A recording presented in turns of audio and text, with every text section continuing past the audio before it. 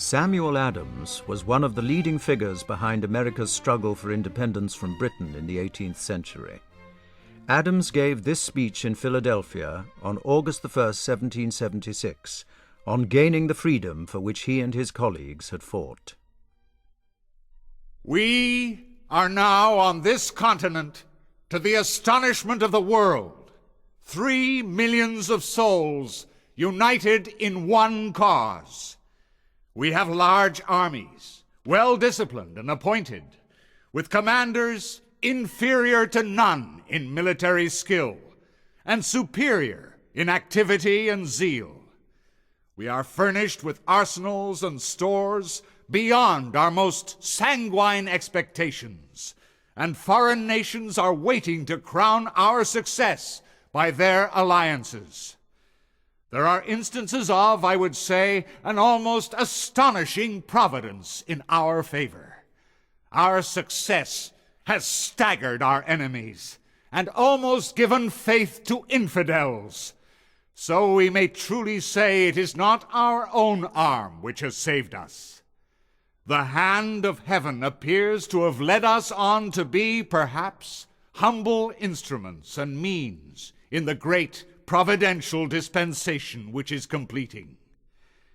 We cannot suppose that our opposition has made a corrupt and dissipated nation more friendly to America, or created in them a greater respect for the rights of mankind.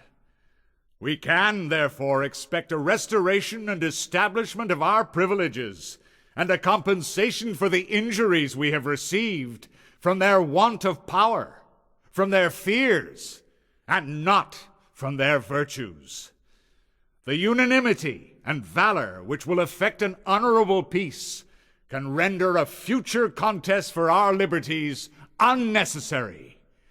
He who has strength to chain down the wolf is a madman if he let him loose without drawing his teeth and paring his nails. We have no other alternative than independence, or the most ignominious and galling servitude. The legions of our enemies thicken on our plains. Desolation and death mark their bloody career, whilst the mangled corpses of our countrymen seem to cry out to us as a voice from heaven. Our union is now complete. Our Constitution composed, established, and approved. You have now, in the field, armies sufficient to repel the whole force of your enemies and their base and mercenary auxiliaries. The hearts of your soldiers beat high with the spirit of freedom. They are animated with the justice of their cause, and while they grasp their swords, can look up to heaven for assistance. Your adversaries are composed of wretches who laugh at the rights of humanity, who turn religion into derision, and would, for higher wages, direct their swords against their leaders or their country.